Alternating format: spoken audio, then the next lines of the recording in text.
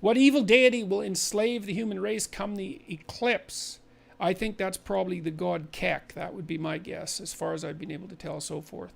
Could you please tell the difference between equity and equality, and why is equity dangerous?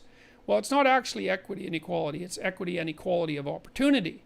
Well, you know, it's a truism, I think, that's agreed upon by liberals and conservatives alike, that the interests of individuals and society are best served by opening the door to the participation of all who are qualified, regardless of their attributes in domains that have nothing to do with the qualifications for the position. So imagine that as a worker, and that would include managers, executives, etc. As a worker, you have a function like a tool. You're a tool, and I wouldn't, you know, I wouldn't be too down on that. It's good to be good for something, and it's in society's best interest that those who are able to be the most efficient tools are the ones that are placed in the position. And so you want to open up the competitive landscape to all players, not least so that society can most effectively exploit the people who are most productive. Now, it also has the side benefit of allowing individuals to utilize their talents and to take their place in the social world.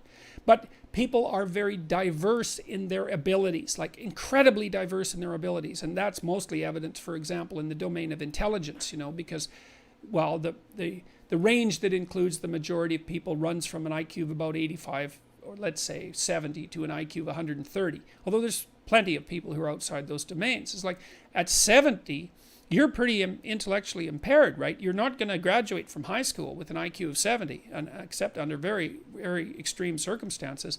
With an IQ of 83, which is about 10% of the population, 85 is 15%, you're going to have a hard time reading well enough to follow instructions. You know, and with an IQ of 115, you're going to do pretty well at a sort of mid-level community college.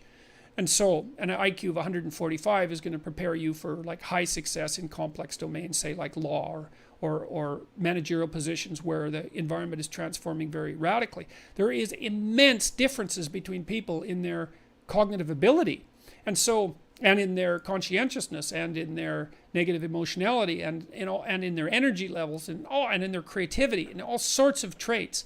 And because of that individual diversity, there's no reason to assume that there is going to be equality of outcome. And that's what equity is. I've got to change the battery in my camera.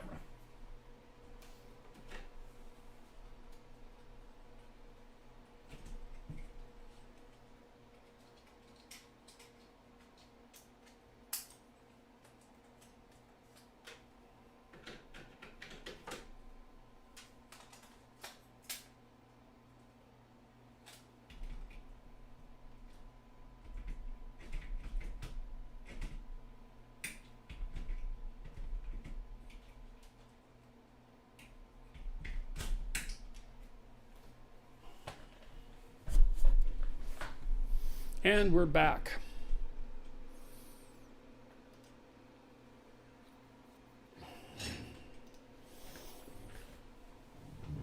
Apologies for that. With this DSLR, whichever it is, there's some, I won't go into it. I have to change the battery after about an hour or so. Anyways, back to intelligence. What was I saying?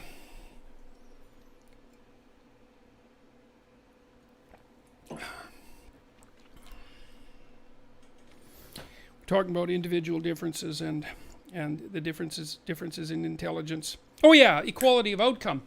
Well, the only way, given the wide range of human capacity,